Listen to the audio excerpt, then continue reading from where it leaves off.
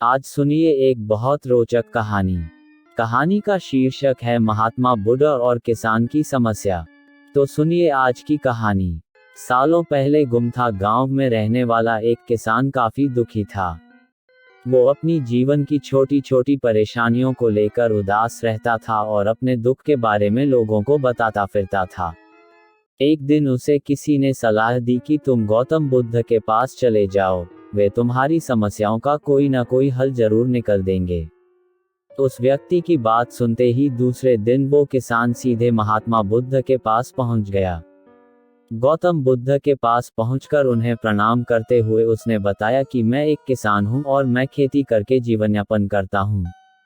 मैं यहाँ अपनी समस्याओं का समाधान लेने के लिए आया हूँ। दरअसल कई बार हमारी फसल अच्छी होती है तो कभी बिल्कुल भी नहीं होती।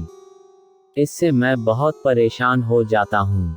इतना कहने के बाद किसान ने आगे कहा कि मेरी पत्नी है और वो मुझसे बेहद प्रेम करती है, पर कभी कभी वो मुझे बहुत परेशान करती है। उससे मैं तंग आ गया हूँ और कभी कभी लगता है कि अगर वो मेरे जीवन में नहीं आती तो मैं कितने अच्छे से रहता। इस तरह वह अपनी सारी परेशानियां महात्मा बुद्ध को सुनाता रहा और वो उसकी बातें सुनते रहे। जब तक किसान बात कर रहा था तब तक गौतम बुद्ध एक शब्द भी नहीं बोले। वो बस ध्यान से किसान की ही बातें सुन रहे थे। परेशानी बताते हुए किसान बोलता है कि मेरा एक बच्चा भी है। वो है तो काफी अच्छा, पर कई बार मुझे परेशान करता है और मेरा कहना नहीं मानता। उसके ऐसे व्यवहार से मुझे लगता है कि वो मेरा बच्चा नहीं है। ऐसा कहते हुए किसान अपनी सारी परेशानी को बताता गया। इस तरह किसान ने अपने जीवन का सब कुछ, जो उसे सताता था और दुखी करता था, वो गौतम बुद्ध को बता दिया। अब किसान के पास उन्हें बताने के लिए कुछ भी नहीं बचा और उसका मन काफी हल्का हो गया। महात्मा बुद्ध से सब कुछ कहने के बाद वो उनसे अपनी परेशानियों के समाधान की उम्मीद लगाए बैठ था। काफी देर तक गौतम बुद्ध के जवाब का इंतजार करने के बाद बेसब्र होकर किसान ने ऊंची आवाज में महात्मा बुद्ध से पूछा, क्या आप मेरी समस्याओं को लेकर कुछ नहीं कहेंगे? तब गौतम बुद्ध बोले, मैं तुम्हारी किसी तरह से भी मदद नहीं कर सकता।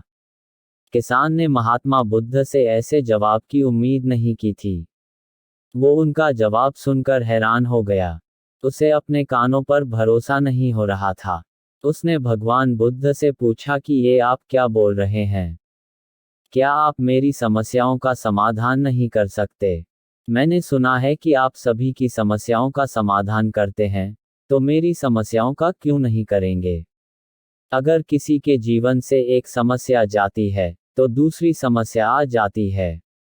ऐसे में तुम एक समस्या का आज समाधान कर लोगे, तो तुम्हें कल दूसरी समस्या का सामना करना पड़ेगा। यही जीवन का एक अटल सत्य है। बुद्ध की बातें सुनकर किसान को गुस्सा आ जाता है और वो उन्हें बोलता है कि लोग आपको महात्मा कहते हैं। मैंने लोगों से ये भी सुना है कि आप सबकी परेशानी दूर करते हैं, पर मेरी समस्या का निवारण करने के बजाय आप मुझे फिजूल की बातें बता रहे हैं।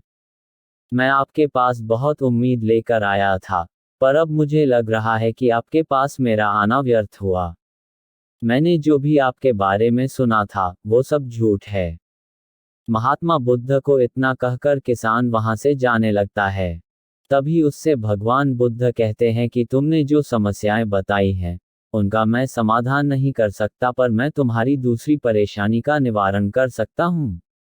बुद्ध की बातें सुनकर किसान हैरान हो गया और बुद्ध से कहता है कि मैंने जो समस्या बताई उसके अलावा मुझे कोई और समस्या नहीं है, और है भी तो मुझे उसका ज्ञान क्यों नहीं है? बुद्ध उनसे कहते हैं कि आपकी समस्या यह है कि आप नहीं चाहते हैं कि आपके जीवन में किसी तरह की समस्या हो।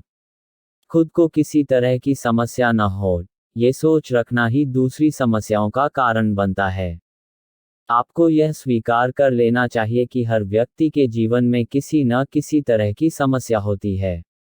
ये सोचना छोड़ दो कि आप इस दुनिया के सबसे दुखी इंसान हो। आपको अपने आसपास के लोगों को देखना चाहिए, क्योंकि बाकी लोग भी किसी न किसी चीज से परेशान और दुखी हैं। जीवन में सुख और दुख आकर ही रहेंगे, उसे कोई नहीं बदल सकता।